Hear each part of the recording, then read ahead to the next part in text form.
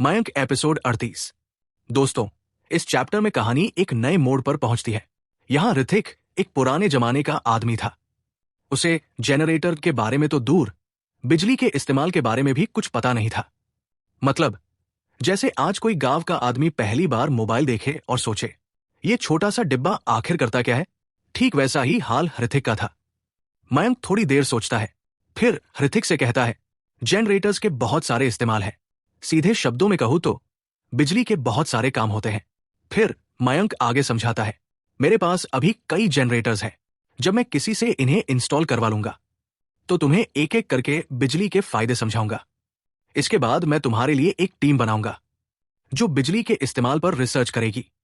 मतलब दोस्तों, मयंक सिर्फ सपना नहीं देख रहा था, वो फ्यूचर की प्लानिंग कर रहा था। ऋथिक तुरंत झुककर बोला, जी मैजेस्टी। हालांकि उसे अभी भी जनरेटर की पूरी समझ नहीं थी, लेकिन एक बात वो साफ समझ गया था, अगर मयंक किसी चीज को इतना महत्व दे रहा है तो वो चीज जरूर बहुत खास होगी। उसने मन ही मन सोचा, अगर ये जनरेटर भी स्टीम इंजन जितना सफल हुआ तो मेरा नाम फिर से इतिहास में लिखा जाएगा। ये सोचकर ऋथिक अंदर ही अंदर बहुत खुश हो गया। फिर मयंक बोला, आज ये ड्राइंग्स अपने साथ ले जाओ। पहले इन्हें अच्छे से समझो, फिर कुछ अच्छे कारीगर ढूंढो जिनमें आगे बढ़ने की क्षमता हो। अगर वो हमारी इलेक्ट्रिक रिसर्च टीम में आना चाहें तो उन्हें यहां ले आओ। मतलब दोस्तों, जैसे कोई कोच अच्छे खिलाड़ियों को चुनता है, वैसे ही मयंक अपनी टीम तैयार कर रहा था। ऋथिक खुशी से बोला, जी मैजेस्टी, सबऑर्डिनेट्स रिजाइन। और इतना कहकर वो ड्राइंग्स लेकर खुशी खुशी प्रिंस मैंशन से निकल गया। आधा महीना पलक झपकते ही गुजर गया। इसी दौरान बिजली पर काम करने वाली एक पूरी टीम बन गई। मयंक हर दिन ऋथिक और बाकी लोगों को पैलेस बुलाता और उन्हें खुद पढ़ाता। सोचो दोस्तों, एक राजा जो खुद टीचर बन जाए। पिछले आधे महीने में मयंक बहुत बिजी हो गया था। दिन में पढ़ाना, रात में सरकारी काम करना। भले ही उसे ज्यादा नींद की जरूरत नहीं थी, फिर भी वो थोड़ा थकने लगा था। इस दौरान उसने महिलाओं पर भी ज्यादा ध्यान नहीं दिया। ये सब इनर कोर्टयार्ड की महिलाओं ने नोटिस किया, खासकर आरोही ने। आरोही शुरू से ही मयंक पर खास नजर रखती थी। हालांकि वो शर्त हार चुकी थी और अब नॉर्थ पैलेस में रह रही थी, लेकिन उसके दिल में अब भी थोड़ी नाराजगी थी। इन दिनों उसने देखा कि मयंक कारीगरों के साथ हंसता बोलता रहता है, उन्हें सम्मान देता है। इससे उसे मयंक की एक नई साइड दिखी। उसने सोचा, दूसरे राजाओं के लिए कारीगर बस नौकर होते हैं, लेकिन ये आदमी इन्हें बराबरी देता है। एक सुबह आरोही उठी, थोड़ा खाया और स्टडी के पास बने पवेलियन में बैठ गई। वहीं से वो सब कुछ देख सकती थी। उसे बाहर जाने की आजादी थी, लेकिन वो यही रहकर मयंक के राज जानना चाहती थी। तभी उसने देखा, ऋथिक कई कारीगरों को लेकर स्टडी के पास जा रहा है। आरोही के मन में शक पैदा हुआ, इतने दिन से रोज कारीगर आ रहे हैं, कहीं कोई नया हथियार तो नहीं बन रहा। उसका चेहरा गंभीर हो गया, क्योंकि नॉर्थ की आर्टिलरी पहले ही बहुत ताकतवर थी। अगर इससे भी बड़ा हथियार बन गया तो दुनिया जीतना आसान हो जाएगा। उसने मन में ठान लिया, मुझे सच पता करना ही होगा। लेकिन कैसे? सीधे मयंक से पूछे? वो तो आधे महीने से आया ही नहीं था। और वो जानती थी कि वो जानबूझकर दूर नहीं था, बस बहुत बिजी था। दोपहर में सूरज तेज चमक रहा था। मयंक, ऋथिक और बाकी कारीगर बाहर निकले। सबने झुककर कहा, मैजेस्टी, हमें ज्ञान देने के लिए धन्यवाद। मयंक हल्के से मुस्कुराया, जो मैंने सिखाया वो बस बेसिक्स है, अब आगे तुम्हें खुद सीखना होगा। असल में दोस्तों, मयंक कोई साइंटिस्ट नहीं था, उसे बस सामान्य नॉलेज पता थी। लेकिन पुराने जमाने के लोगों के लिए यही बहुत था। अब उन्हें बिजली से डर नहीं लगता था। सब बोले, हम आपकी उम्मीदों पर खरे उतरेंगे। मयंक ने संतोष से सिर हिलाया, जनरेटर तैयार होते ही तुम्हें खबर मिलेगी। फिर सब लोग चले गए। आरोही दूर से ये सब देख रही थी। कारीगरों के चेहरे पर खुशी देखकर उसकी जिज्ञासा और बढ़ गई। आखिर ऐसा क्या सिखाया जा रहा है? तभी उसकी नजर एक औरत पर पड़ी। काले सफेद कपड़े, ठंडी सी पर्सनैलिटी और बहुत सुंदर चेहरा। आरोही को लगा, इसे मैंने कहीं देखा है। वो औरत सीधे स्टडी की तरफ चली गई। आरोही ने सोचा, ये जरूर नॉर्थ पैलेस की होगी, यानी मयंक की कोई और वुमन। और यही से कहानी एक नए मोड़ की ओर बढ़ने लगी। दोस्तों, कहानी शुरू होती है प्रिंस मैंशन के स्टडी रूम से। जैसे ही जिया अंदर आती है और मयंक के स्टडी रूम में कदम रखती है। मयंक अचानक उसे अपनी बाहों में खींच लेता है और बिना कुछ कहे प्यार से उसे चूमने लगता है। देखो दोस्तों, मयंक पिछले आधे महीने से लगातार काम में डूबा हुआ था। दिन रात क्राफ्ट्समैन को लेसन्स दे रहा था। इतना बिजी था कि खुद के लिए भी समय नहीं निकाल पाया। हालांकि इस दौरान वो दूसरी लड़कियों से मिलता रहा, लेकिन खुद को ज्यादा उलझने नहीं दिया, क्योंकि उसे अगले दिन फिर पूरी ताकत से काम करना होता था। आज जाकर उसका काम पूरा हुआ था और आज पहली बार उसे थोड़ा आराम मिला था। और तभी जिया आ गई। बस फिर क्या था, मयंक ने अपनी सारी थकान उसी पल भूल दी। जिया समझ ही नहीं पाई कि मयंक आज इतना पागल क्यों हो रहा है। आते ही उसे छेड़ना शुरू कर दिया। थोड़ी देर में जिया की ठंडी सी रहने वाली गालें भी लाल हो गई। पूरा चेहरा शर्म से चमकने लगा। ऐसा लग रहा था जैसे वो खुद ही बदल गई हो। फिर मयंक ने उसकी कमर पकड़ ली, उसे धीरे धीरे रेस्ट रूम की तरफ ले गया और पूछा, आज मिस जिया अचानक मुझसे मिलने क्यों आई? जिया ने थोड़ा नाराज होकर कहा, आप इतने बिजी रहते हैं कि मुझे आधा महीना इंतजार करना पड़ता है।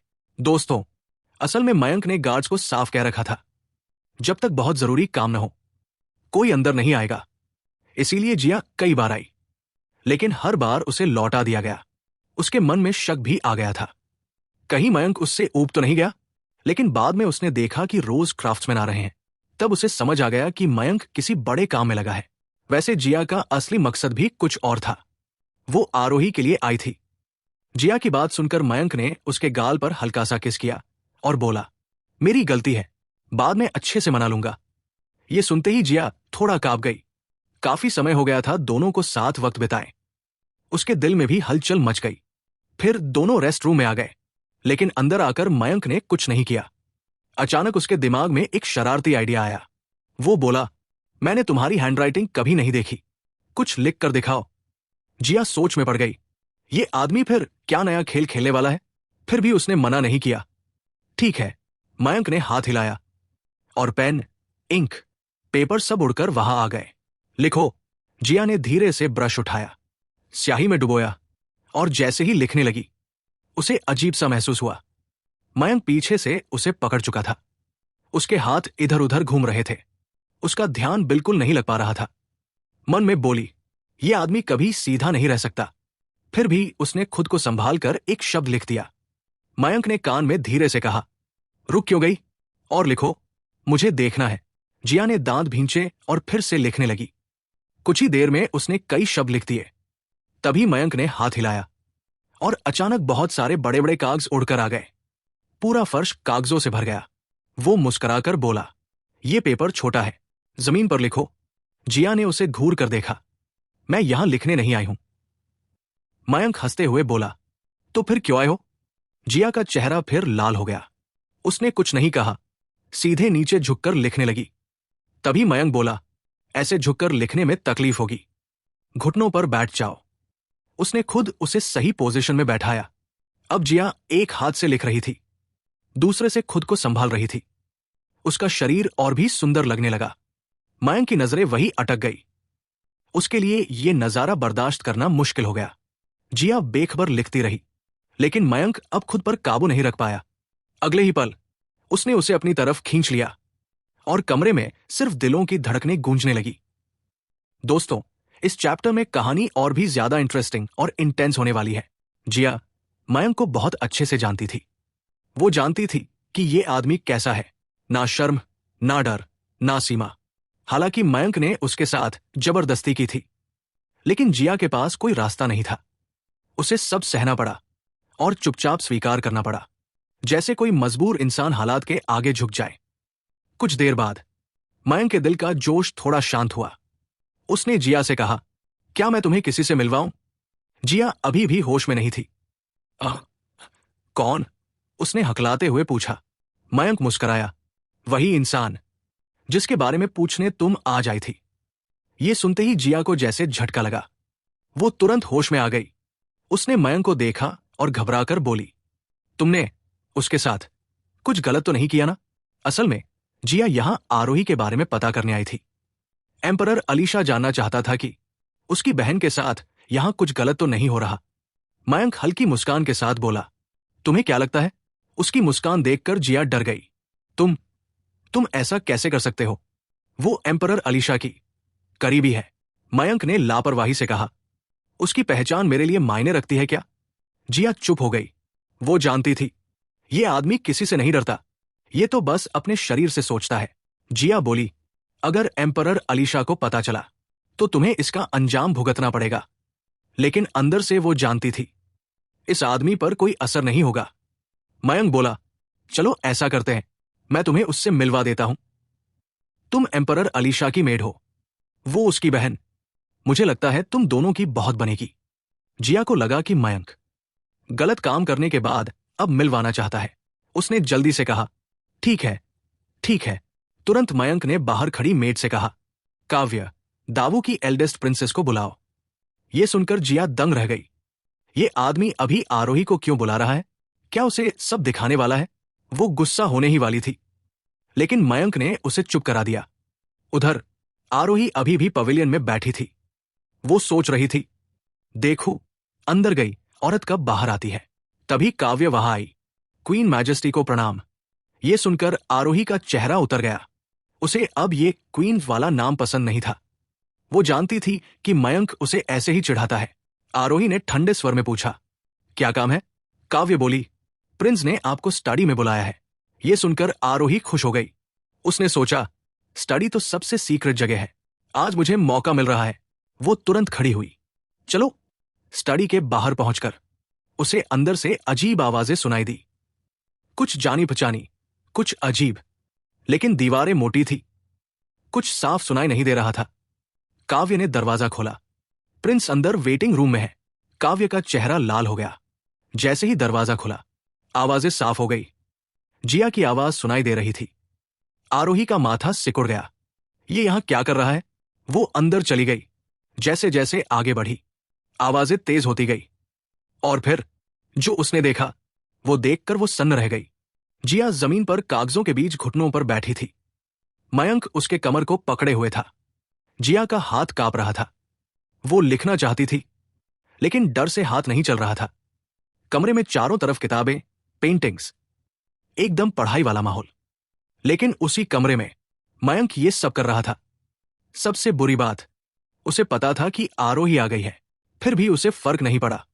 आरोही ने ठंडे स्वर में पूछा, मुझे यही दिखाने के लिए बुलाया था? मयंक मुस्कराया, नहीं, मैं तुम्हें किसी से मिलवाने वाला था। उसने जिया का हाथ पकड़कर उसे खड़ा किया। ये वही है, एम्परर अलीशा ने मुझे दी है। आरोही चौंक गई। उसे समीर की बात याद आ गई। उसे जिया और मयंक के रिश्ते के बारे में पूछना था। अब पूछने की जरूरत ही नहीं थी, सब साफ था। आरोही ने मन में सोचा, इतनी सुंदर लड़की इस आदमी के हाथ लग गई, बचने का कोई चांस ही नहीं था। मयंक बोला, तुम दोनों एम्परर अलीशा के करीब हो, मुझे लगता है तुम दोनों की अच्छी बनेगी। अब से जिया तुम्हारे साथ रहेगी। आरोही को शक हुआ, ये कुछ चाल लग रही है। जिया हकलाते हुए बोली, मैं जिया, आपसे मिलकर खुशी हुई। आरोही शांत स्वर में बोली, मैं अब दावू की प्रिंसेस नहीं हूं, सिर्फ एक कैदी हूं। मयंक हंसकर बोला, मैंने तो तुम्हें कहीं जाने से रोका नहीं। आरोही ने बात नहीं बढ़ाई, अगर और काम नहीं तो मैं चलती हूं। और वो बाहर निकल गई। पीछे से मयंक बोला, अपने यार्ड में एक कमरा साफ करवा दो, अब जिया वही रहेगी। आरोही बिना जवाब दिए चली गई। शाम को आरोही सनसेट देख रही थी। तभी जिया वहां आई। उसने नए कपड़े पहने थे, पुराने कपड़े स्टडी में फट गए थे। जिया ने झुककर कहा, एल्डेस्ट प्रिंसेस। आरोही बोली, अब ये मत कहो। जिया बोली, ठीक है योर हाइनेस। दोनों बैठ गई। आरोही ने सीधे पूछा, अजय ने मुझसे पूछा था, क्या तुमने मयंक के साथ रिश्ता बनाया है? वो खुद तुमसे पूछने की हिम्मत नहीं कर पाया। जिया को हैरानी नहीं हुई, वो समझ गई थी सब। असल में अजय जानना चाहता था कि कर्ज का असर हुआ या नहीं। जिया बोली, बताने के लिए धन्यवाद।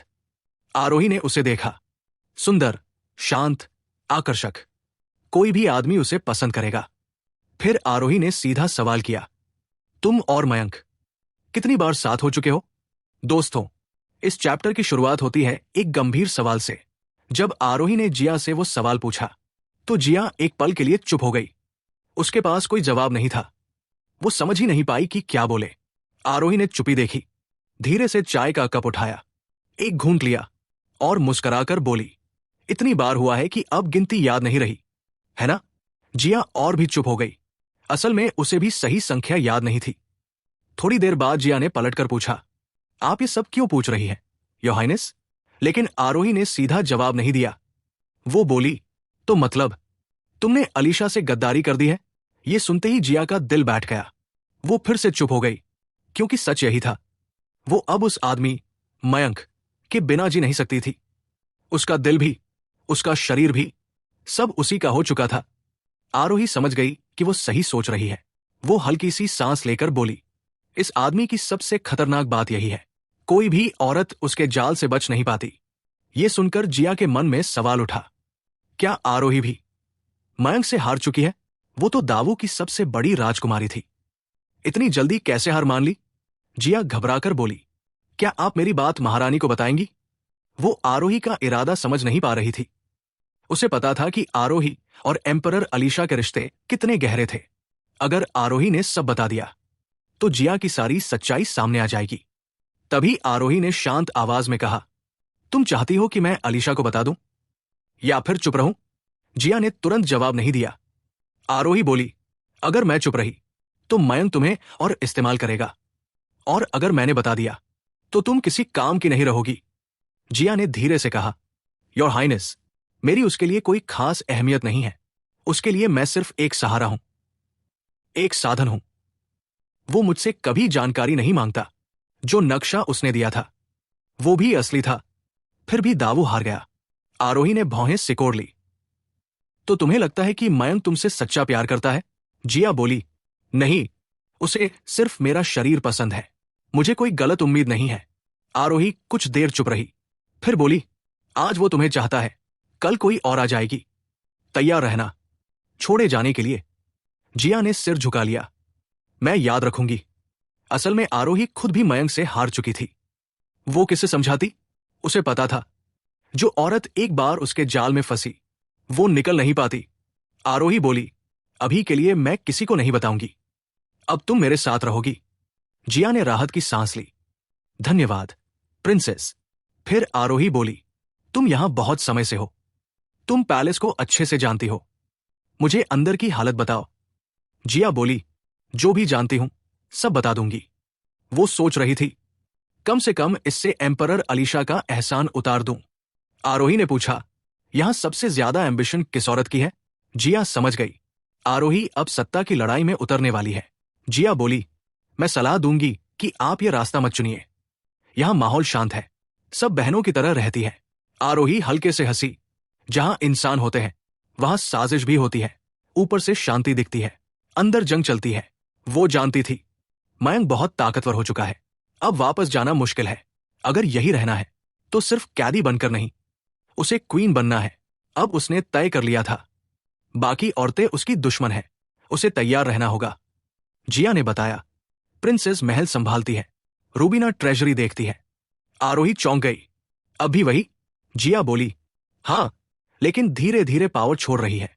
फिर जिया ने बाकी नाम बताए, Tanya twin tower, Meera newspaper, Riya Chauhan guards, बाई मयंक के साथ रहती है, Sharma sisters, Lin moon palace, और भी कई।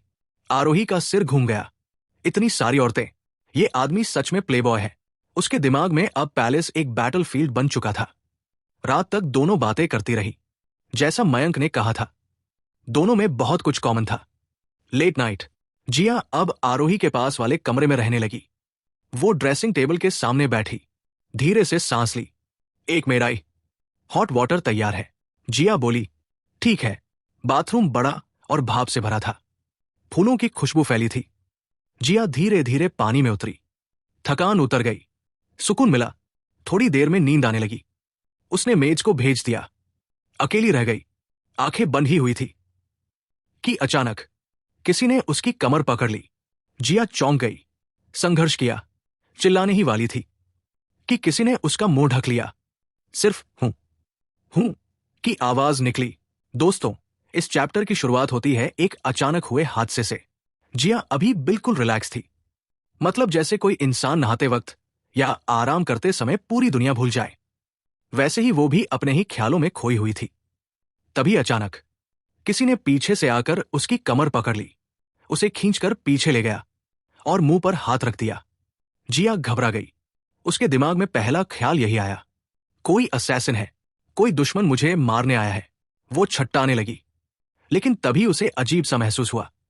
उसकी ताकत काम नहीं कर रही थी। उसका शरीर जैसे फ्रीज हो गया हो।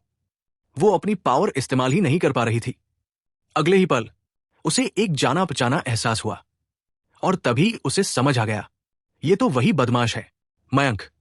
इतनी बार वो उसके साथ रह चुकी थी कि अब उसे उसकी मौजूदगी तुरंत पहचान में आ जाती थी। वो जानती थी, पूरे पैलेस में सिर्फ यही आदमी है जो उसे ऐसे परेशान कर सकता है। असल में दोस्तों, उसका अंदाजा सही था। ये असैसिन कोई और नहीं, मयंक ही था। जिया ने अब कोई रेजिस्टेंस नहीं किया। वो चुपचाप रहने लगी। कुछ देर बाद मयंक की आवाज आई, मेरी प्यारी पत्नी, तुम इतनी केयरलेस क्यों हो? अगर सच में कोई बैड आदमी होता तो क्या करती? जिया ने नाक सिकोड़ी। तुम्हारे अलावा पैलेस में कौन मेरी पावर सील कर सकता है? और वैसे भी इतना बड़ा बैड आदमी एक ही काफी है, तुम। मयंक हंसते हुए उसे गोद में बैठा लेता है। बाथटब के किनारे बैठकर कहता है, मैं तो तुम्हें नहलाने आया हूं। फिर मैं बैड कैसे हो गया?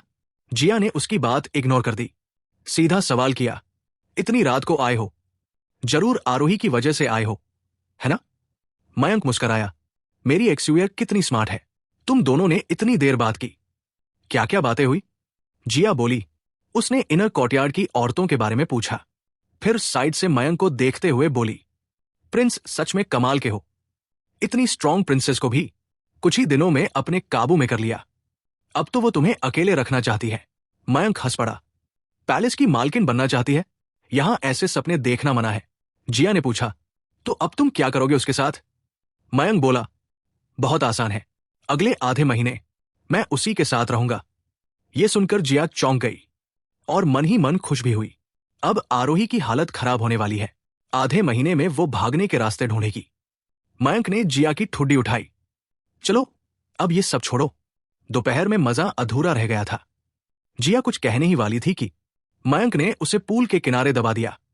वो बेबस होकर सोचने लगी, आरोही सच में क्या सोच रही थी? इस आदमी को अकेले पाने का सपना? Impossible. Daxia dynasty east palace. उधर डैक्सिया डायनेस्टी में मानव वापस राजधानी आ गया था। उसने करण ठाकुर को बताया। मयंक मान गया है। तुरंत ईस्ट पैलेस में मीटिंग बुलाई गई। मनीष ने पूछा, क्या नॉर्थ किंग ने खुदा की? मानव बोला, हां। मनीष मुस्कराया, बधाई हो प्रिंस। अब थ्रोन दूर नहीं। लेकिन करण ठाकुर खुश नहीं था। वो चुपचाप आसमान देख रहा था, कुछ सोच रहा था। फिर बोला, मेरे पिता एम्परर एक्साये बहुत बीमार हैं, लेकिन इंपीरियल मास्टर के कारण वो 10 साल और जी सकते हैं। ये सोचकर मुझे बहुत दुख होता है। असल में दोस्तों, वो दुख नहीं था, वो बेचैनी थी। क्योंकि जब तक एम्परर एक्साये जिंदा है, कर्ण ठाकुर राजा नहीं बन सकता। मिनिस्टर्स समझ गए, प्रिंस जल्दी पावर चाहता है, लेकिन कोई खुलकर कुछ नहीं बोला। राजनीति में सब इशारों में चलता है। कर्ण ठाकुर बोला, नॉर्थ किंग को जमीन देने का वादा किया है, लेकिन अभी आसान नहीं। पहले मुझे एम्परर बनना होगा। मनीष समझ गया, मतलब साफ था, एम्परर एक्साये को हटाना होगा। मनीष बोला, प्रिंस चिंता मत करो, सब अपने समय पर होगा। कर्ण ठाकुर मुस्कराया, शायद मैं जल्दी कर रहा हूं। उसे नहीं पता था, असल खिलाड़ी कोई और था, एम्परर एक्साये खुद। एम्परर एक्साये पैलेस। एम्परर एक्साये अपने बेड पर बैठा था। शैडो गार्ड सब रिपोर्ट दे रहा था, पूरा ईस्ट पैलेस का प्लान। एम्परर एक्साये हंसा, इतनी जल्दी इंपेशेंट हो गया। उसने आदेश दिया, नजर रखो, अभी कुछ मत करना। उसे सबसे ज्यादा डर नॉर्थ से था, मून पैलेस से, उस सेलेस्टियल बीइंग से जो मयंक की रक्षा कर रही थी। उसने बुदबुदाकर कहा, हमें जल्दी करनी होगी। फेंगियन आइलैंड का वेपन एक्टिवेट करना होगा, शायद तभी गॉड्स को हराया जा सके। North half month later. समय तेजी से बीत गया। आधा महीना निकल गया। सुबह की धूप खिड़की से अंदर आई। कमरे में गर्माहट फैल गई। आरोही बिस्तर पर लेटी थी। मयंक पीछे से उसे पकड़े हुए था। उसका सिर उसके कंधे पर था। आरोही ने धीरे से पूछा, जिया ने तुमसे क्या कहा था? दोस्तों, जैसे ही आरोही ने अचानक ये सवाल किया, मयंक हल्का सा मुस्कुराया और बोला, तुम ऐसा क्यों सोचती हो? आरोही ने ठंडी सांस ली और बोली, लगातार आधे महीने से आप हर रात मेरे कमरे में आते हैं। अगर जिया ने आपको कुछ नहीं बताया होता तो आप रोज क्यों आते? असल में दोस्तों, शुरू शुरू में आरोही को अच्छा लगा था। उसे लगा अगर मयंक रोज आ रहा है तो इसका मतलब है कि वो मुझे पसंद करता है, और अगर वो उसका दिल जीत ले तो नॉर्थ किंगडम में उसकी पोजीशन भी मजबूत हो जाएगी। लेकिन धीरे धीरे उसे समझ आने लगा कि कुछ गड़बड़ है। मयंक हर रात आता और सुबह तक रुकता, लगातार आधा महीना। कोई भी इंसान थक जाएगा। भले ही आरोही स्ट्रांग थी, लेकिन वो भी टूटने लगी। तभी उसे एहसास हुआ, शायद जिया ने उसे बता दिया है कि मैं पावर के बारे में सोच रही हूं, इसीलिए ये आदमी मुझे सबक सिखाने आ रहा है। अब आरोही को समझ आ गया, जिया ने उसे पहले ही वार्न किया था। मयंक बहुत ताकतवर है, छोटी सी चाल भी नहीं चलने देता, और सच में उसकी ताकत के सामने कोई भी औरत ज्यादा देर टिक नहीं सकती। अब आरोही डर गई। अब वो कोई चाल नहीं चलना चाहती थी। मयंक मुस्कुराया और बोला, तुम ज्यादा सोच रही हो। मैं तो बस इसलिए आता हूं ताकि तुम अकेली न महसूस करो। आरोही बोली, क्या आप मुझे बेवकूफ समझते हैं? मयंक जल्दी से बोला, नहीं, कभी नहीं। तुम जैसी राजकुमारी को मैं हल्के में नहीं ले सकता। आरोही हंसी, जिया ने सब बता दिया है ना? आपने उसे यहां सिर्फ इसलिए रखा है ताकि वो मेरी निगरानी करे। मैं जो बोलूं वो आपको बता दे। मयंक बोला, अगर तुम्हें अच्छा नहीं लगता तो मैं उसे दूसरी जगह भेज दूं। आरोही कुछ पल चुप रही, फिर बोली, नहीं, वो यही रहे। मयंक ने पूछा, डर नहीं लगता कि वो सब बता देगी? आरोही बोली, आपने मुझे आधा महीना टॉर्चर किया है, अब डर किस बात का? असल में अब आरोही ने मान लिया था, वो मयंक को अकेले नहीं बांध सकती। वो बहुत ताकतवर है। बेहतर है कि सारी औरतें मिलकर उसकी एनर्जी खत्म करें। और एक बात, आरोही अकेली नहीं रहना चाहती थी। जिया के साथ बात करने को कोई तो था। अगर वो चली गई तो आरोही बिल्कुल अकेली हो जाएगी। मयंक ने उसका कंधा सहलाते हुए कहा, तुम दावू की राजकुमारी रही हो, इतनी जल्दी हार मान ली? आरोही बोली, क्या आप चाहते हैं कि मैं झगड़े करूं? मयंक हंसा, नहीं, मुझे बस हैरानी हुई कि तुम इतनी जल्दी मान गई। आरोही तुरंत समझ गई, मतलब जिया ने सब बता दिया। मयंक उठ खड़ा हुआ। आरोही को फिर वही खालीपन महसूस हुआ। वो उसे ऊपर से देखने लगा। आरोही ने उसकी आंखों में देखकर पूछा, आप इतने स्ट्रांग कैसे हैं? वो सच में क्यूरियस थी। इतनी ताकत किसी में नहीं होती। मयंक बोला, बस भगवान की देन है। आरोही बोली, मतलब जन्म से ही बैड बॉय है। मयंक हंसा, उसे ये सुनना पसंद था। तभी मयंक ने एक गोली निकाली और आरोही की तरफ बढ़ाई। आरोही चौंक गई। अब मुझसे छुटकारा पाना चाहते हैं? मयंक जोर से हंसा, पागल हो क्या? इतनी खूबसूरत औरत को कौन छोड़ेगा? आरोही ने शक से पूछा, तो ये पॉइजन है मुझे कंट्रोल करने के लिए? मयंक बोला, नहीं, ये ब्यूटी पिल है। इसे लेने से तुम हमेशा जवान रहोगी। चेहरा, स्किन, बॉडी सब वैसा ही रहेगा। आरोही हैरान रह गई। ब्यूटी पिल? ये तो अमर लोगों की दवा होती है। मयंक के पास कैसे? उसने सोचा, कहीं इसके पीछे कोई बड़ा राज तो नहीं? आरोही बोली, इतनी कीमती चीज मुझे दे रहे हो, बाकी लड़कियां नाराज नहीं होंगी? मयंक शांत बोला, तुम और जिया को छोड़कर सबने ले ली है। आरोही फिर चौंक गई। नामुमकिन, इतनी सारी कैसे मिली? मयंक बोला, ये मत पूछो, बस ले लो। आरोही ने धीरे हाथ बढ़ाया, लेकिन बीच में रुक गई। उसका मन डोल गया। वो सोचने लगी, क्या ये आदमी सच में मेरे लिए इतना कर रहा है, या फिर इसके पीछे कोई चाल है? दोस्तों, मयंक को अपने शरीर से बहुत प्यार था, तो फिर वो इतना कीमती ब्यूटी एलिक्सर खुद क्यों देता? लेकिन सबसे चौंकाने वाली बात यह थी कि उसने खुद कहा था, उसकी हर एक औरत ये एलिक्सर ले चुकी है, और आरोही को तो ये तक यकीन नहीं हो रहा था कि ये सच में ब्यूटी एलिक्सर है। उसके मन में अब एक डर बैठ गया था, अगर मैंने ये गोली खा ली तो कहीं मैं हमेशा के लिए मयंक के कंट्रोल में तो नहीं आ जाऊंगी? कहीं मैं उसकी कठपुतली तो नहीं बन जाऊंगी? यही सोचकर आरोही और भी ज्यादा हेजिटेट करने लगी। मयंक ने जब उसकी झिझक देखी तो मुस्कुराते हुए बोला, क्या हुआ? इतनी ताकतवर और शान वाली एल्डेस्ट प्रिंसेस एक छोटी सी गोली से डर गई? फिर हंसते हुए आगे बोला, मान लो अगर ये जहर भी हो तो तुम्हारी ग्रांड मास्टर वाली ताकत से तुम उसे तुरंत बाहर निकाल सकती हो। डरने वाली क्या बात है? मयंक की बात सुनकर आरोही को थोड़ा होश आया। हाँ, अब वो ग्रांड मास्टर बन चुकी थी। आम जहर उसका कुछ नहीं बिगाड़ सकता था। अगर सच में कुछ गड़बड़ हुई तो वो अपनी कुंग फू से जहर निकाल सकती थी। लेकिन मन में एक और बात भी थी। अगर ये गोली जहरीली निकली और वो न भी लेना चाहे तो भी मयंक जबरदस्ती खिला ही देगा। उसके सामने आरोही की चलती ही नहीं थी। वो उसके खिलाफ कुछ कर भी नहीं सकती थी। जैसे ही वो कुछ करती, मयंक उसे एक पल में दबा देता। बहुत सोचने के बाद आरोही ने मयंक के हाथ से गोली छीनी और सीधा मुंह में डालकर निकल ली। अब वो तैयार थी कि शायद अब जहर का असर होगा। लेकिन तभी उसके पेट के अंदर एक गर्म सी लहर दौड़ गई। पूरे शरीर में अजीब सी हलचल होने लगी। ऐसा लग रहा था जैसे चमड़ी चल रही हो। कुछ देर बाद उसकी स्किन से गंदगी बाहर निकलने लगी। पुरानी चमड़ी झड़ने लगी और जहां जहां से उतरी वहां नई चमड़ी उग आई। साफ, मुलायम और चमकदार, बिल्कुल दूध जैसी सफेद। आरोही हैरान रह गई। ये सच में काम कर गया। तभी मयंक बिस्तर से उठा और बोला, जाओ शीशे में देखो, खुद पर ही फिदा हो जाओगी। आरोही बिना देर किए उठी, बिना कपड़े पहने ही सीधे ड्रेसिंग टेबल तक गई और जैसे ही शीशा देखा उसकी आंखें फैल गई। चेहरा पहले से भी ज्यादा सुंदर, स्किन चिकनी, निखार अलग ही लेवल का। वो पहले से कई गुना खूबसूरत लग रही थी। वो कुछ पूछ नहीं वाली थी। तभी मयंक ने उसे गोद में उठा लिया और मुस्कुराकर बोला, इतनी गंदगी निकली है, अच्छे से नहा लो। फिर वो उसे बाथरूम की तरफ ले गया। पहले नौकरानी से शरीर साफ करवाया, फिर खुद उसे बाथटब में ले गया। आरोही उसकी बाहों में बैठी थी और अभी भी अपनी खूबसूरती के नशे में थी। आखिर कौन लड़की सुंदर नहीं बनना चाहती। ऊपर से मयंक ने कहा था, तुम हमेशा जवान रहोगी, कभी बूढ़ी नहीं होगी। थोड़ी देर नहाने के बाद आरोही से रहा नहीं गया। उसने पूछ ही लिया, प्रिंस, ये ब्यूटी पिल आखिर आती कहां से है? मयंक मुस्कुराया, अभी नहीं बता सकता। आरोही हंस पड़ी, लगता है तुम्हारे पास मुझसे ज्यादा राज है। मयंक ने धीरे से उसके कान में कहा, जितने ज्यादा राज होंगे उतना ही तुम मुझे जानना चाहोगी।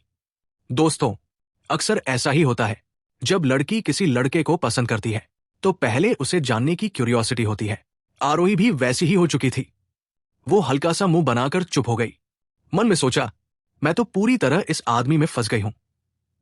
पहले इसने मुझे ग्रैंड मास्टर बनाया, फिर मुझे अपने शरीर का दीवाना बना दिया और अब ये अमर सुंदरता दे रहा है। अब इसके बिना रह ही नहीं सकती। हाँ दोस्तों, आरोही को प्यार हो चुका था पूरी तरह। वो इस छोटे से आदमी पर फिदा हो गई थी। दोनों चुपचाप पानी में बैठे रहे। करीब 15 मिनट बाद मयंक उठा और बोला, अगर महल में मन ऊब जाए तो बाहर घुमाना, मुझे तुम पर भरोसा है। आरोही ने मन ही मन सोचा, भरोसा तो है, पर मैं कहीं जा भी पाऊंगी क्या? आधा महीना हो गया, अब तक इसी के नीचे दबी हुई हूं। कब अपनी चलाऊंगी? फिर मयंक वहां से निकलकर जनरेटर एक्सपेरिमेंटल बेस पहुंचा। नए शहर के पास नदी के किनारे पहला जनरेटर लगा था। ज्यादा ताकतवर नहीं था, लेकिन पैलेस के लिए काफी था। जब मयंक पहुंचा, ऋथिक और बाकी लोग पहले से इंतजार कर रहे थे। सब बिजली देखने को बेताब थे। पहले बिजली मतलब डर, अब वही इंसान के काम आने वाली ताकत बन रही थी। सब एक्साइटेड थे। मयंक ने उपकरण लगाए, सब तैयार किया। फिर एक बल्ब निकाला, सॉकेट में लगाया और बल्ब जल उठा। अरे, जल गया। सच में रोशनी हो गई। अब मोमबत्ती नहीं चाहिए। सब खुशी से पागल हो गए।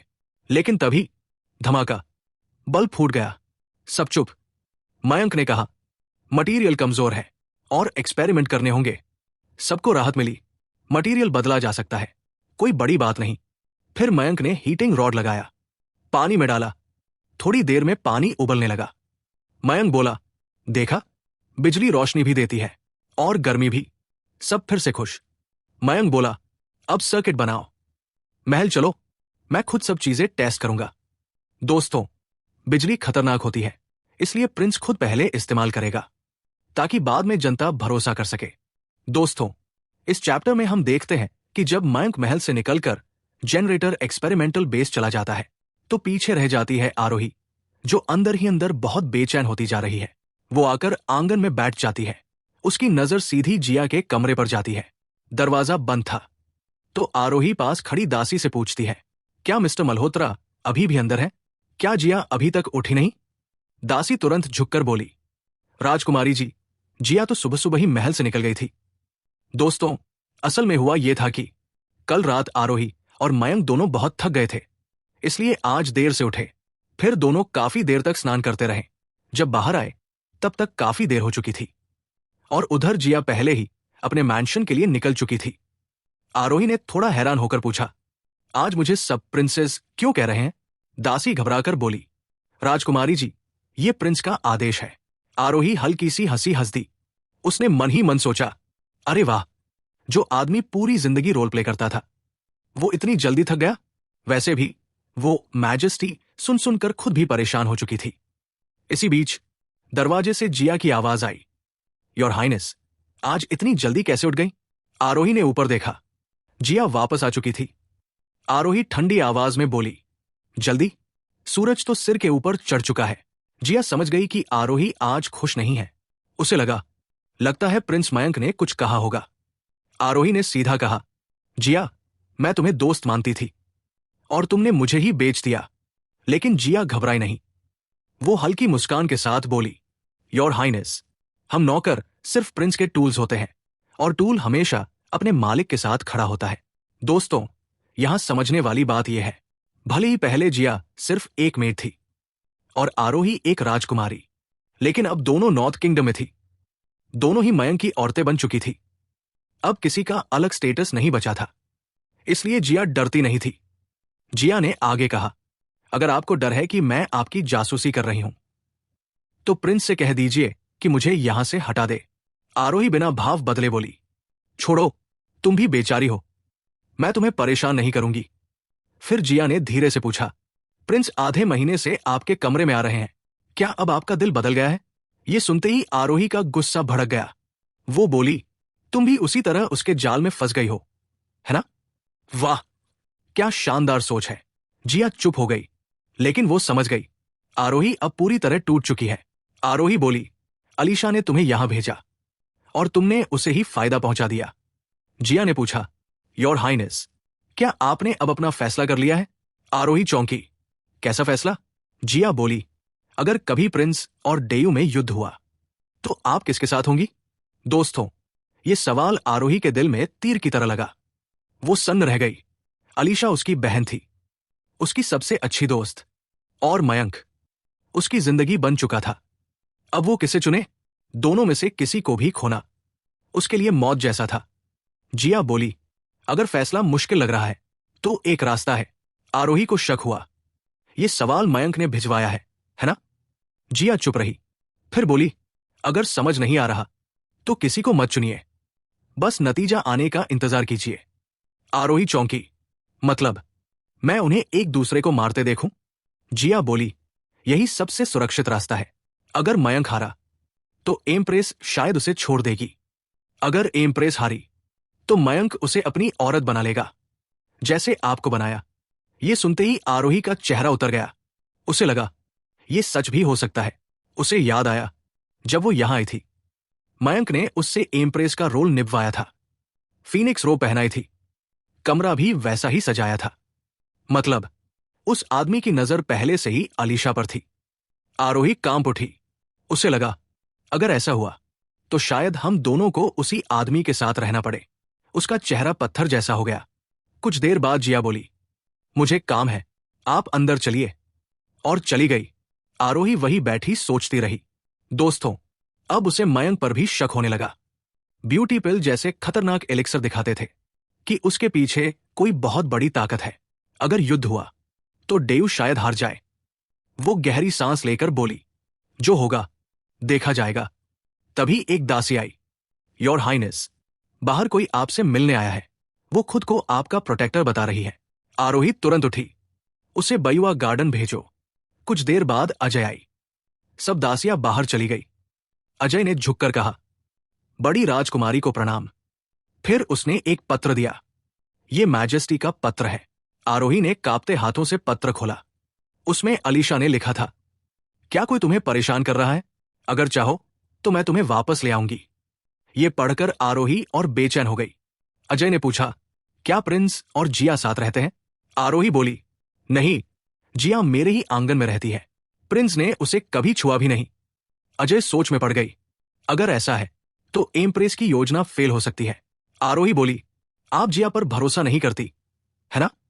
अजय ने कहा, यह मैजेस्टी का आदेश है। आरोही बोली, समझ गई। कुछ देर बाद अजय चली गई। आरोही फिर पत्र देखने लगी और सोचने लगी, अगर बहन को जिया पर भरोसा नहीं तो उसे यहां क्यों भेजा? शायद सिर्फ निगरानी के लिए और खाने पीने की देखभाल के लिए। दोस्तों, यहीं पर यह चैप्टर खत्म होता है। अब आरोही ऐसी जगह फंस चुकी है जहां दिल और जिम्मेदारी दोनों टकरा रहे हैं। एक तरफ बहन, दूसरी तरफ प्यार। अब वो क्या चुनेगी? दोस्तों, आरोही को पूरी तरह अपने काबू में करने के बाद मयंक अब हर रात उसके कमरे में नहीं जाता था। इन दिनों वो ज्यादातर समय हिना और रूबीना के साथ बिताता था। घुड़सवारी, खेल, हंसी मजाक सब चलता रहता था। लेकिन सच कहे तो मयंक अब थोड़ा परेशान होने लगा था। इतने समय से कोशिश करने के बाद भी हिना और रूबीना के पेट में कोई हलचल नहीं थी, कोई खुशखबरी नहीं। उसके मन में शक आने लगा, कहीं ऐसा तो नहीं कि मैं अब स्यूडो सेलेस्टियल बन गया हूं, इसलिए बच्चे होना मुश्किल हो गया है। देखो दोस्तों, रिया चौहान तो पहली बार में ही प्रेग्नेंट हो गई थी। तान्या जैसी लड़की जो बच्चा चाहती ही नहीं थी, वो भी प्रेग्नेंट हो गई। लेकिन जो सबसे ज्यादा कोऑपरेट करती थी, हिना और रूबीना, उनसे कुछ नहीं हुआ। मयंक ने सोचा, चलो सिया, स्नेहा और नेहा से भी ट्राई करवाते हैं। उनका लेवल अभी कम था। ऐसे स्टेज में प्रेगनेंसी आसान होती है।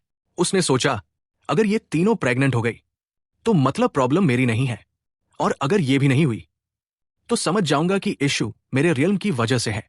कुछ समय बाद रिजल्ट आया।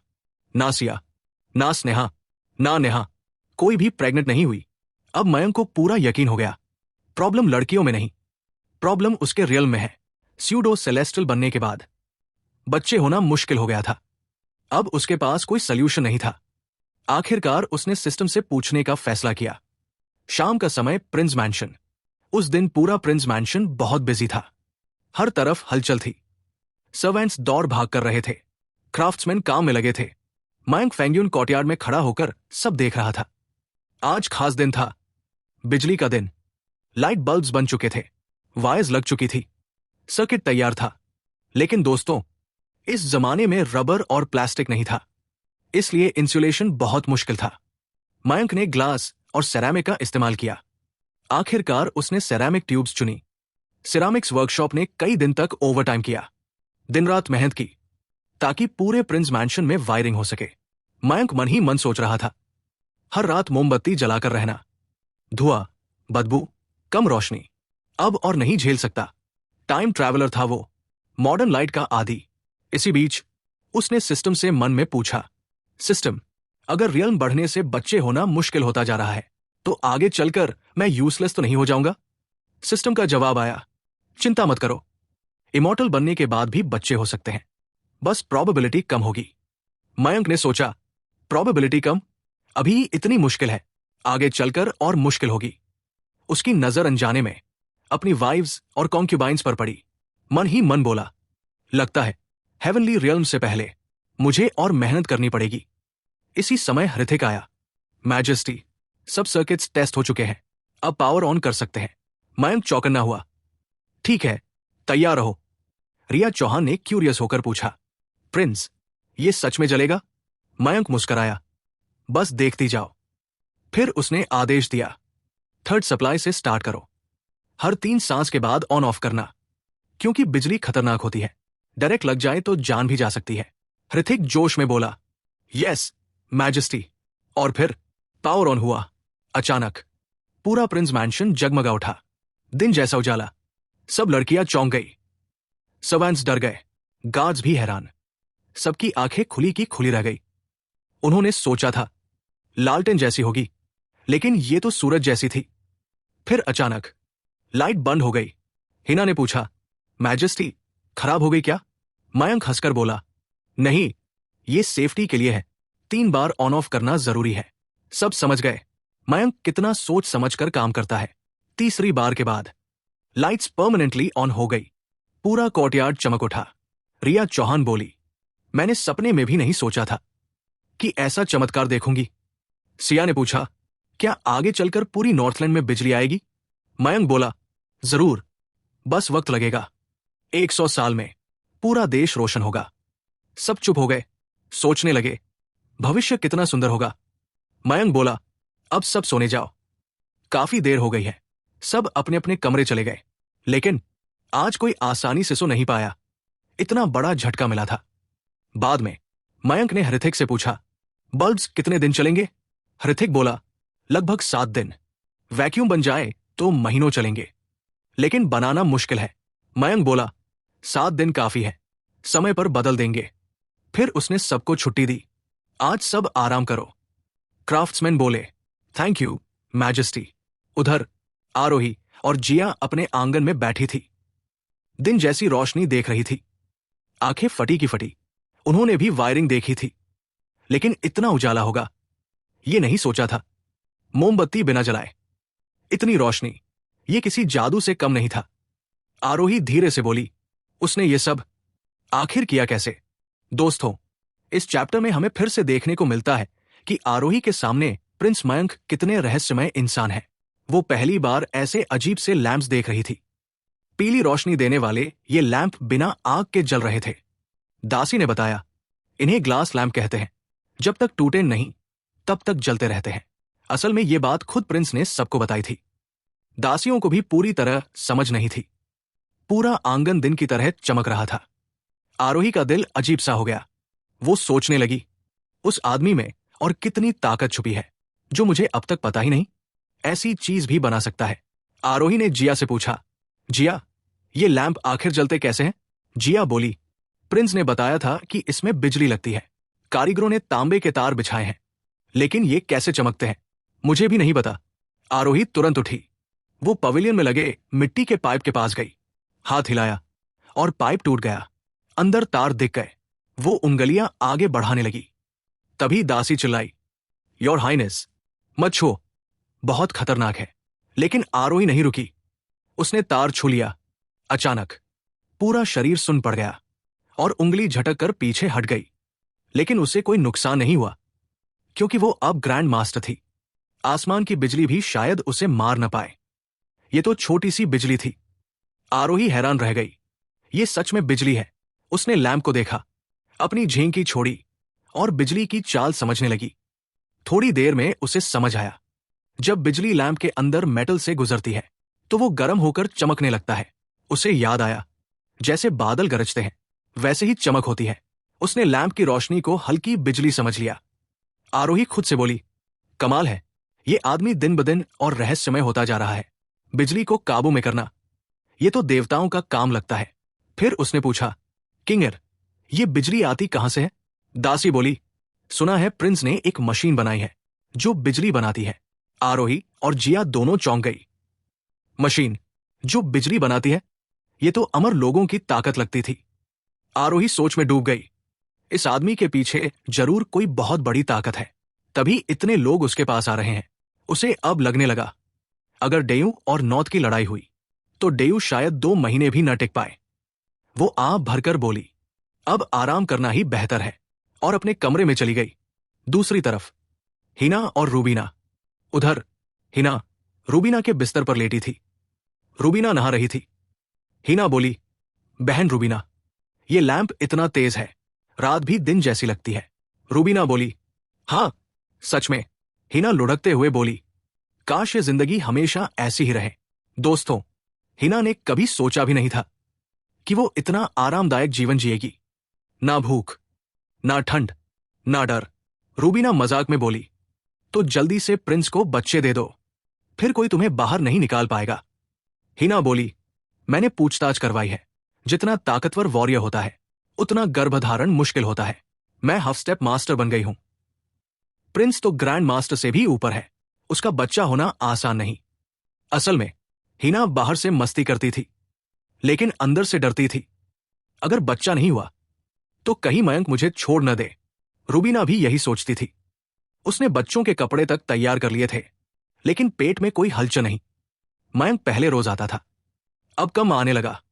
रूबीना सोचने लगी, क्या उसने उम्मीद छोड़ दी? तभी अचानक बाहर से आवाज आई, आह! रूबीना चौंकी। क्या हुआ? कोई जवाब नहीं। उसने दासी से कहा, पिंग, बाहर देखो। दासी गई, लेकिन वापस नहीं आई। रूबीना घबरा गई। वो जल्दी से कपड़े पहनकर बाहर आई, और जो देखा उससे उसकी सांस रुक गई। पिंग खड़ी थी, चेहरा लाल, आंखें बिस्तर की तरफ। रूबीना ने देखा, एक हत्यारा हिना के पीछे खड़ा था। उसने हिना का मुंह दबा रखा था। हिना सिर्फ ऊ कर पा रही थी, और तभी हत्यारे ने हमला किया। हिना का शरीर अचानक अकड़ गया। दोस्तों, रूबीना ने उस छिपकर आए हुए असैसिन को गुस्से से देखा, फिर पलटी और बाथरूम की तरफ चल पड़ी। चलते चलते बोली, प्रिंस आए हुए थे, तो नौकरानी ने मुझे बताया क्यों नहीं? मैं तो समझी थी कि हिना के साथ कुछ हो गया है। देखो दोस्तों, मयंक भी असैसिन ही है, लेकिन फर्क यह है, बाहर वाले असैसिन इंसानों की जान लेते हैं, और मयंक लोगों की आत्मा और किस्मत पर कब्जा करता है। यानी दोनों की किलिंग अलग अलग लेवल की है। जब मयंक ने रूबीना को बाहर जाते देखा, तो उसने हिना का मुंह छोड़ दिया। हिना हाफते हुए बोली, मैजेस्टी, मैजेस्टी, मैं तो डर ही गई थी। असल में वो बिस्तर पर लेटी थी। अचानक एक आदमी आया, उसके ऊपर चढ़ गया, मुंह दबा दिया और गला काटने वाला था। उसने सोचा, आज तो मैं गई, कोई असैसिन आ गया है। लेकिन फिर उसे समझ आया, ये कोई बाहर का असैसिन नहीं, ये तो उसका अपना सबसे बड़ा विलन था। मयंक मुस्कुराकर बोला, मैं तो बस तुम्हारी विजिलेंस टेस्ट कर रहा था। महल में हो तो भी ढील नहीं देनी चाहिए, क्या पता कभी सच में असैसिन आ जाए। फिर उसने हिना को देखा। है ना हिना? हिना डरते डरते बोली, प्रिंस ने कहा है, अब से सावधान रहूंगी। इधर रूबीना फिर से बाथरूम में चली गई। असल में वो बाथटब में बैठना चाहती थी, लेकिन मयंक आ गया था, तो जल्दी जल्दी नहाकर बाहर आना पड़ा। कुछ देर बाद रूबीना बाहर आई, सिर्फ सफेद कपड़े पहने हुए, बालों में पानी की बूंदें, पूरे शरीर से फूलों जैसी खुशबू। ऐसी लग रही थी जैसे कोई ताजा ताजा खिली हुई फूल, पवित्र भी और आकर्षक भी। मयंक ने हिना को साइड किया और रूबीना को खींचकर अपने पास ले आया। रूबीना का चेहरा लाल हो गया। धीरे से बोली, मैजेस्टी, ये ग्लेज्ड लैंप बंद कर दो ना। मयंक ने पूछा, क्यों? रूबीना शर्माते हुए बोली, बहुत ज्यादा रोशनी है। पहले मोमबत्ती जलती थी, हल्की रोशनी होती थी, सब साफ नहीं दिखता था, इसलिए माहौल अलग होता था। अब ये लैंप ऐसा जल रहा था जैसे दिन हो। रूबीना को अजीब लग रहा था। मयंक हंस पड़ा, मुझे पहले से पता था तुम ऐसा कहोगी, इसलिए मैंने लो लाइट बल्ब्स भी लगवाए हैं। फिर उसने नौकरानी से कहा, बड़ी लाइट बंद करो, छोटी वाली चालू करो। तुरंत मेन लाइट बंद हुई, छोटी लाइट जल गई। कम रोशनी, पीली सी गर्म रोशनी, पूरा कमरा रोमांटिक हो गया। रूबीना धीरे से बोली, मैजेस्टी, आज बहुत मेहनत की आपने। मयंक अब और नहीं रुका, सीधे आगे बढ़ा और रूबीना को चूम लिया। अगली सुबह सुबह मयंक की नींद खुली। एक तरफ हिना, दूसरी तरफ रूबीना। वो मुस्कराया, ऐसी जिंदगी सच में लक्ष्योरी है। रूबीना भी जाग गई, मयंक को देखते हुए शर्माने लगी। तभी मयंक को कुछ याद आया, उसका सिस्टम इंटरफेस। उसने देखा, बहुत सारे मैसेजेस आए हुए थे। उसने खोला और चौंक गया। सिस्टम मैसेज, हिना प्रेग्नेंट हो गई है। Reward, telegraph machine drawing, battery manual. Rubina pregnant हो गई है। Reward, rice seeds, Sobin seeds, spiritual rice. Mayank की आंखें खुली की खुली रह गई। ये क्या, डबल हैप्पीनेस? इतने दिन कोशिश की, कुछ नहीं हुआ, और एक ही रात में दोनों प्रेग्नेंट। मयंक खुश हो गया। रूबीना ने देखा, मयंक कुछ अजीब सा मुस्कुरा रहा है। पूछा, माय लॉर्ड, क्या हुआ? मयंक ने दोनों को कसकर पकड़ लिया। बोला, एक बहुत अच्छी खबर है। हिना नींद में बोली, क्या? मयंक मुस्कुराया। हिना, तुम प्रेग्नेंट हो। दोनों सन्न रह गई। हिना अचानक उठ बैठी। सच में? मैं आपके बच्चे की मां बनने वाली हूं। मयंक बोला, हां, क्या मेरी सेंसिंग पावर पर भरोसा नहीं? हिना की खुशी का ठिकाना नहीं रहा। मन ही मन सोचने लगी, अब मैं हमेशा यही रहूंगी, आराम की जिंदगी मिलेगी। इधर रूबीना थोड़ा उदास हो गई। उसे लगा, हिना मुझसे छोटी है और वो पहले प्रेग्नेंट हो गई। अगर मैं लेट हो गई तो? मयंक ने उसकी उदासी देख ली, मुस्कराया। एक और खुशखबरी है। हिना बोली, क्या? मयंक ने रूबीना की तरफ देखा। रूबीना, तुम भी प्रेग्नेंट हो। रूबीना की आंखें फैल गई। सच? मयंक बोला, बिल्कुल। जो कपड़े तुमने बच्चे के लिए रखे थे अब काम आएंगे। रूबीना भावुक हो गई। धन्यवाद मैजेस्टी, मुझे ये तोहफा देने के लिए। मयंक हल्का सा मुस्कुराया, फिर उठा। आज आराम करो, मुझे कुछ काम है।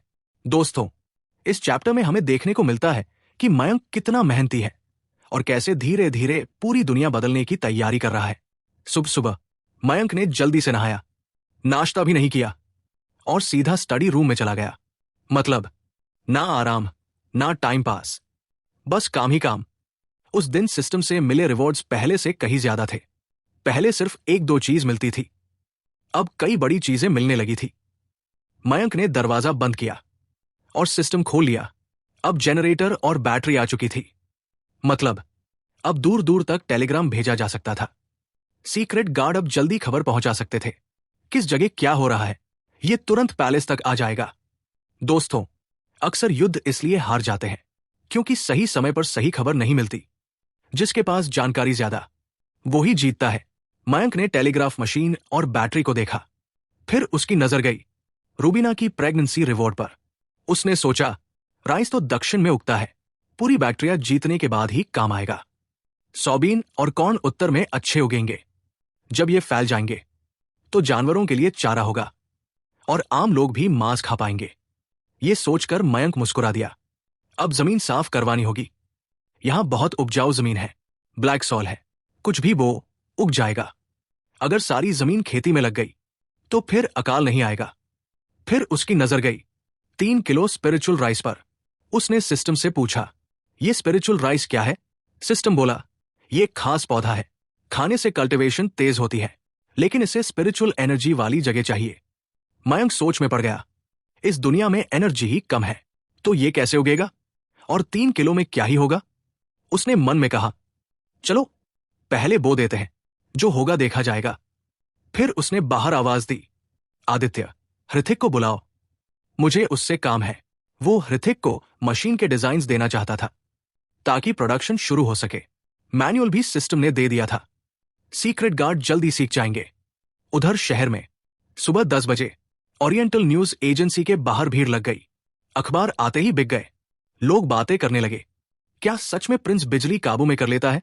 कल रात महल दिन जैसा था, ट्रेन भी बना सकता है, तो बिजली क्या बड़ी बात है? क्या वो अमर बन गया है? वो किस्मत का बेटा है। स्टडी रूम में हृतिक आ गया। मयंक ने घंटों समझाया, बिजली क्या है, जनरेटर कैसे चलता है, टेलीग्राम कैसे काम करता है।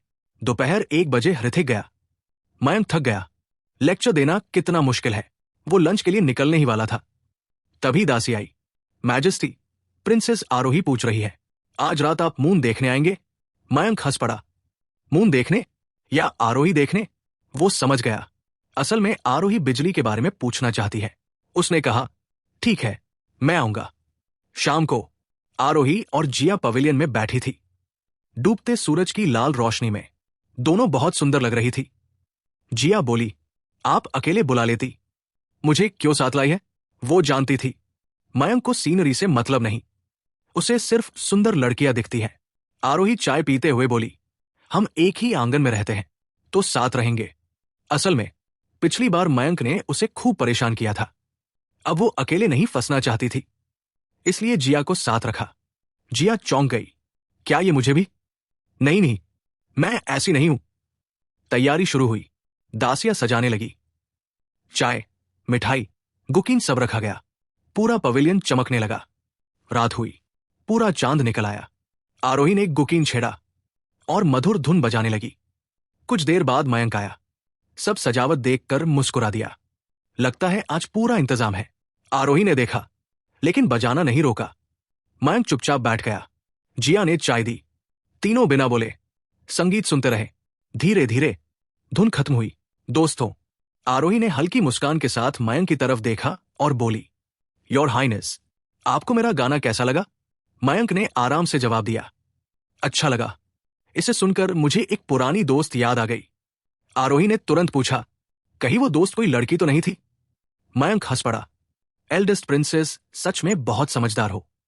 आरोही ने मजाकिया अंदाज में कहा, कौन है वो जिसे प्रिंस आज तक भूल नहीं पाए? मयंक ने चाय का कप उठाया, एक घूंट लिया, फिर मुस्कुराकर बोला, थोड़ी देर में तुम खुद देख लोगी। आरोही चौंक गई। सच? तो फिर मुझे ध्यान से देखना पड़ेगा। जो आपको इतना याद आए वो जरूर बहुत खूबसूरत होगी। मयंक बस मुस्कराया, कुछ नहीं बोला। तभी आरोही ने पास खड़ी जिया से कहा, एक्सक्यूयर, मैंने सुना है कि तुम संगीत, लिखावट और पेंटिंग में बहुत अच्छी हो। हमारे लिए एक धुन बजाओ ना। जिया के मन में थोड़ा बुरा लगा। वो समझ गई थी आरोही मयंक को इंप्रेस करना चाहती है और उसे बीच में इस्तेमाल किया जा रहा है। फिर भी उसने सिर झुकाकर कहा, अगर यही हुक्म है तो मैं कोशिश करूंगी। आरोही उठकर अपनी जगह बदल गई। जिया सामने बैठी, गुकीन उठाया और उंगलियां चलानी शुरू की। धीरे धीरे पूरा आंगन मधुर संगीत से भर गया। आरोही ने चांद की तरफ देखते हुए कहा, आज चांद कितना सुंदर है। ऐसे में कविता और बातें करने का मजा ही कुछ और होता है ना मैजेस्टी? मयंक हंसते हुए बोला, एल्डेस्ट प्रिंसेस, मैं कोई कवि नहीं हूं। मुझे ये सब नहीं आता। फिर सीधा मुद्दे पर आया, तुम यहां सिर्फ चांद देखने नहीं आए हो, कुछ कहना है ना? आरोही मुस्कराई। प्रिंस बहुत इंपेशेंट है। फिर गंभीर होकर बोली, मैं बस ये जानना चाहती हूं, आप बिजली और बिजली की ताकत को कैसे कंट्रोल करते हैं? मेरी जानकारी में तो ये सिर्फ इमॉर्टल्स कर सकते हैं। मयंक ने पूछा, बस यही पूछने आई थी। आरोही बोली, थोड़ा बातें करने भी आई थी, पर आप चांद की कद्र ही नहीं करते। तभी मयंक खिसक कर उसके पास आ बैठा, उनकी बाजुएं छूने लगी। आरोही दूरी बनाना चाहती थी, लेकिन तभी मयंक ने उसका हाथ पकड़ लिया, खींचकर अपने पास लाया और कमर से पकड़ लिया।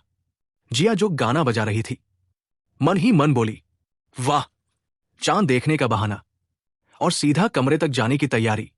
आरोही शांत रही, बस बोली, मैजेस्टी, आप ये क्या कर रहे हैं? मयंक ने धीरे से कान में कहा, मुझे चांद से ज्यादा लोगों को देखना पसंद है। फिर उसने समझाते हुए कहा, हर दुनिया में कुछ नियम होते हैं। अगर कोई इंसान उन्हें समझ ले तो वो नामुमकिन काम भी कर सकता है। जैसे नॉर्थ में ट्रेन, कैनन्स और बिजली भी उसी नियम पर चलती है। आरोही ने पूछा, तो आपने उसका तरीका ढूंढ लिया? मयंक मुस्कराया, हां, कुछ ऐसा ही समझ लो।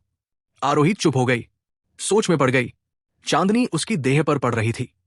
वो किसी देवी जैसी लग रही थी, शांत, गंभीर और सुंदर। मयंक का दिल हिल गया। अचानक उसने आरोही को उठाया, पवेलियन के खंभे से लगा दिया, उसके हाथ ऊपर कर दिए। आरोही घबरा गई, कुछ बोलने ही वाली थी कि मयंक ने उसके होंठों पर अपने होंठ रख दिए। चांदनी में, आंगन में जिया का संगीत चलता रहा। जिया दूर से सब देख रही थी। भाग जाना चाहती थी, पर डर थी, अगर गाना बंद किया तो मुसीबत आ जाएगी। मन में बोली, क्या जोड़ी है। काफी देर बाद चांद सिर के ऊपर आ गया। हवा में नमी बढ़ गई, पत्तों पर पानी जमा हो गया। तभी मयंक ने आरोही के कान में कहा, एक अच्छी खबर दूं? आरोही आधी बेहोशी में बोली, क्या? मयंक मुस्कराया, कल रात हिना और नैन यान दोनों प्रेग्नेंट हो गई। एक हाफ स्टेप मास्टर है और एक ग्रांड मास्टर। आरोही बोली, इसका मुझसे क्या लेना देना? फिर अचानक समझ गई, उसका चेहरा बदल गया। मयंक का मतलब साफ था, अगर वो चाहे तो किसी वॉरियर को भी प्रेग्नेंट कर सकता है। आरोही ने छूटने की कोशिश की, लेकिन कोई फायदा नहीं हुआ। रात और गहरी होती गई, संगीत चलता रहा, जानवरों की आवाज भी मिल गई। सब मिलकर एक अजीब सा संगीत बना रहे थे। अगले महीने नॉर्दर्न पैलेस में बिजली आने की खबर पूरे नॉर्दर्न किंगडम में फैल गई, फिर दूसरे देशों तक पहुंची। सब हैरान थे, बिजली बनाना, उसे कैद करना, रोशनी और गर्मी में बदलना। सब डायनेस्टीज चौंक गए। हर ताकतवर देश ने जासूस भेजे। सब जानना चाहते थे, मयंक ये सब कैसे कर रहा है? यानचेंग का सीक्रेट गार्ड फिर से बिजी हो गया। हर तरफ जासूसी शुरू हो गई। दोस्तों, इस चैप्टर में कहानी एक नए और खतरनाक मोड़ पर पहुंच जाती है, जहां अब सिर्फ प्यार और राजनीति नहीं, बल्कि एक रहस्यमयी खतरा सामने आने लगता है। फेंग्यून कोर्टयार्ड में मयंक। नॉर्थ पैलेस के अंदर फेंग्यून कोर्टयार्ड, जहां मयंक रहता था, पूरा महल का सबसे बड़ा आंगन था। इन दिनों मयंक ने वहां की एक जमीन को छोटा सा खेत बना दिया था और उसमें स्पिरिचुअल राइस बोया गया था। मयंक रोज वहां घूमता, कभी झुककर देखता, कभी मिट्टी को परखता, मतलब ऐसे ध्यान रखता जैसे कोई बच्चा अपने खिलौने का रखता है। ये देखकर सिया को हैरानी हुई। वो पास आई और बोली, माय लॉर्ड, आप यहां क्या उगा रहे हैं? मयंक बोला, एक खास तरह का चावल सिया सोच में पड़ गई। इतना छोटा खेत, और प्रिंस रोज देखने आते हैं। फिर बोली, क्या ये चावल कुछ खास है? मयंक मुस्कुराया। अगर साधारण होता तो मैं खुद हाथ से नहीं बोता और ना ही खुद देखभाल करता। अब सिया और ज्यादा क्यूरियस हो गई, लेकिन तभी उसे ड्रैगन फीनिक्स ट्री याद आया। वो समझ गई ये भी शायद किसी अमर देवता का दिया हुआ होगा, इसलिए उसने और सवाल नहीं किए। मयंक हंसकर बोला, अब क्यूरियस नहीं हो? सिया बोली, जब आप खुद ध्यान रख रहे हैं तो ये जरूर अनमोल होगा। मैं बेवजह राज नहीं जानना चाहती। मयंक बोला, जब उगेगा तब पता चलेगा कितना कीमती है। असल में सिस्टम ने बताया था स्पिरिचुअल राइस को ज्यादा एनर्जी चाहिए। पैलेस में ड्रैगन फीनिक्स ट्री होने से एनर्जी थी, लेकिन फिर भी कम थी। मयंक ने सोचा, चलो कोशिश कर लेते हैं, वरना यूं ही रखा तो बेकार जाएगा। अचानक बुरी खबर। तभी एक दासी आई। मैजेस्टी, कमांडर रोहन आपसे मिलना चाहते हैं। मयंक बिना बोले सीधे स्टडी रूम चला गया। अंदर रोहन ने झुककर सलाम किया और एक रिपोर्ट दी। फिर बोला, राजधानी में हालात खराब है। राजकुमारों पर हमले हो रहे हैं और डैक्सिया के कई इलाकों में योद्धा गायब हो रहे हैं। मयंक की भौहें सिकुड़ गई। गायब? रोहन बोला, ज्यादातर 5th ग्रेड या उससे ऊपर के वॉरियर्स हैं, कुछ 9th ग्रेड भी है। दोस्तों, ये बहुत बड़ी बात थी, क्योंकि 5th ग्रेड योद्धा वैसे भी कम होते हैं। 9th ग्रेड के पीछे बड़े परिवार होते हैं। अगर कोई उन्हें छुए तो हंगामा मच जाना चाहिए था। लेकिन सब चुप थे, सब डर गए थे। क्यों? क्योंकि सबके लोग गायब हो रहे थे। कोई बचा नहीं था, कोई ताकतवर, कोई कमजोर, सब निशाने पर थे। सीक्रेट गार्ड की रिपोर्ट में बस एक बात थी, लेवल 5 से ऊपर गायब। बस, कोई और पैटर्न नहीं। मयंक बोला, पता नहीं चला किसने किया? रोहन बोला, नहीं, ऐसे गायब हुए जैसे हवा में घुल गए हों। मयंक गहरी सोच में पड़ गया। इतनी सफाई से सीक्रेट गार्ड भी कुछ नहीं ढूंढ पाया? रोहन ने आगे कहा, हमारे कुछ लोग भी गायब हुए हैं। अब मयंक और चौंक गया। सीक्रेट गार्ड भी सेफ नहीं था। मयंक बोला, अब ऐसा करो, लेवल 5 से ऊपर वाले अभी शांत रहेंगे, कोई एक्शन नहीं लेंगे। नीचे वाले जांच करेंगे। और ये रिपोर्ट ग्रैंड बैचलर को दो। रोहन चला गया। मयंक की चिंता। मयंक कुर्सी पर बैठ गया। सोचने लगा, कौन है ये? क्यों सिर्फ स्ट्रॉन्ग वॉरियर्स? क्या और किंगडम्स में भी ऐसा हुआ है? तभी बोला, आदित्य, मिसेस वैंग को बुलाओ, तान्या को मिशन। थोड़ी देर में तान्या आई। उसने देखा मयंक बहुत सीरियस है। मयंक बोला, ट्विन टावर से पता लगवाओ, क्या और डायनेस्टीज में भी वॉरियर्स गायब हुए हैं? तान्या चौंकी, क्योंकि अब ज्यादातर काम सीक्रेट गार्ड करता था। ट्विन टावर को लंबे समय से कोई बड़ा काम नहीं मिला था, लेकिन उसने समझ लिया यह बहुत गंभीर मामला है। वो बोली, मैं तुरंत काम शुरू कराऊंगी। ग्रैंड बैचलर की एंट्री। तभी दासी बोली, मैजेस्टी, बैचलर आए हैं, भेजो। संदीप अंदर आया, सलाम किया। मयंक बोला, रिपोर्ट पढ़ ली? संदीप बोला, हां, पढ़ ली है। दोस्तों, मयंक और संदीप की बातचीत सुनकर और उनके चेहरे के गंभीर भाव देखकर तान्या को भी शक होने लगा। लगता है कोई बहुत बड़ी बात होने वाली है, वरना दोनों इतने टेंस क्यों होते? मयंक ने पूछा, बैचलर, कोई अंदाजा है? संदीप ने सिर हिलाया, बिल्कुल नहीं मैजेस्टी, कोई भी ताकत एक साथ इतने सारे गुटों से दुश्मनी नहीं लेती। और अजीब बात यह है, जिन वॉरियर्स को उठाया गया उनकी लाश तक नहीं मिली। जिंदा है या मर गए, कुछ पता नहीं। तभी मयंक की नजर तान्या पर गई। अभी हमें खबर मिली है, डैक्सिया में हाल ही में कई 5th रैंक और उससे ऊपर के वॉरियर्स गायब हो गए हैं। ऐसे गायब हुए हैं जैसे हवा में घुल गए हों। यहां तक कि जांच करने वाले सीक्रेट गार्ड भी लापता हो रहे हैं। मयंक की बात सुनते ही तान्या सब समझ गई। इसीलिए प्रिंस ने ट्विन टावर को जांच में लगाया था, क्योंकि सीक्रेट गार्ड के लोग बहुत ताकतवर हैं। अगर उन्हें भेजते तो शायद वो भी गायब हो जाते। तान्या बोली, मैजेस्टी, मैं समझ गई, हम 5th रैंक से नीचे के लोगों से ही जांच करवाएंगे। अब मयंक ने संदीप की तरफ देखा। ग्रैंड बैचलर, क्या यह डीमन कल्ट का काम हो सकता है? संदीप ने सोचा, फिर बोला, मुमकिन नहीं लगता। वो लोग बेखौफ जरूर है, लेकिन इतने दुश्मन एक साथ नहीं बनाते। मयंक बोला, सबसे अजीब बात यह है, डैक्सिया में लोग गायब हो रहे हैं, लेकिन नॉर्दर्न किंगडम में नहीं। संदीप चौंका, मतलब उन्हें यहां आने की हिम्मत नहीं? मयंक ने समझाया, नहीं, मुझे लगता है उनकी ताकत सिर्फ डैक्सिया तक सीमित है। बाहर गए तो पकड़े जा सकते हैं। संदीप गहरी सोच में डूब गया। फिर अचानक बोला, मैजेस्टी, कहीं ये रॉयल फैमिली का काम तो नहीं? ये सुनते ही मयंक के चेहरे पर हल्की मुस्कान आई। लगता है हम दोनों एक जैसा सोच रहे हैं। मुझे भी शक है कि ये सब मेरे पिता करवा रहे हैं। मयंक ने आगे कहा, शैडो गार्ड की तरह गायब करना, बस वही कर सकते हैं। लेकिन सवाल यह है, इतने वॉरियर्स को पकड़कर करेंगे क्या? संदीप ने अंदाजा लगाया, कहीं कोई ईविल टेक्निक तो नहीं? मयंक चौंक गया। यह बात गलत भी नहीं थी। अब नॉर्दर्न किंगडम बहुत ताकतवर हो चुका था। फायर आर्म्स के साथ डैक्सिया की सेना टिक नहीं सकती थी। शायद एम्परर एक्साइए को लगा, सीधे रास्ते से जीत नहीं पाएंगे, तो गलत रास्ता अपनाना पड़ेगा। मयंक बोला, अगर सच में वो लोग ईविल स्किल के लिए पकड़े गए हैं तो वो स्किल बहुत खतरनाक होगी। इतने वॉरियर्स यूं ही नहीं चाहिए होते। दोनों फिर सोच में डूब गए। तान्या बोली, मैजेस्टी, अब मुझे सब समझ आ गया, मैं चलती हूं। मयंक ने कहा, ठीक है, जाओ। जैसे ही तान्या बाहर निकली, नौकरानी की आवाज आई, मैजेस्टी, कमांडर रोहन आए हैं। मयंक चौंका, इतनी जल्दी वापस? उन्हें अंदर भेजो। रोहन अंदर आया। प्रिंस को प्रणाम। फिर उसने चिट्ठी दी। ये जियांगनन से आई है, बहुत जरूरी बताई गई है। मयंक ने तुरंत खोलकर पढ़ी। पढ़ते ही उसकी भौहें सिकुड़ गई। संदीप ने पूछा, क्या हुआ? मयंक ने पत्र दिया, जियांगनन में भारी घुड़सवार सेना पहुंची है, सीधे मेरे पिता के अधीन। साथ में रॉयल ग्रांड मास्टर भी गया है। इतने दिन चुप रहने के बाद अचानक ये हरकत, कुछ तो पक रहा था।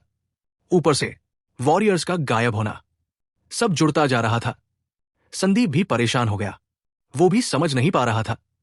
मयंक ने रोहन से कहा, सीक्रेट गार्ड से पता लगवाओ, जियांगनन में असल में हो क्या रहा है। जी मैजेस्टी। 1 महीने बाद डैक्सिया में वॉरियर्स का गायब होना जारी था। 5th रैंक से ऊपर वाले लगातार लापता, ना लाश ना सुराग। अब सिर्फ नॉर्दर्न किंगडम ही नहीं, डैक्सिया की सारी ताकतें जांच में लग गई। पहले ही हालात खराब थे, अब यह रहस्य और डर बढ़ा रहा था। ट्विन टावर की रिपोर्ट आई। रिपोर्ट में लिखा था, दूसरे देशों में 1-2 मामले ही मिले, लेकिन डैक्सिया में एक जिले में ही 7-8 वॉरियर्स गायब। सबसे अजीब बात, सब अलग अलग थे, एक दूसरे को जानते भी नहीं थे। कोई कॉमन पॉइंट नहीं, सिवाय इसके सब 5th रैंक या उससे ऊपर थे। यानी किसी ने जानबूझकर ताकतवर लोगों को निशाना बनाया था। Episode and and thanks for watching.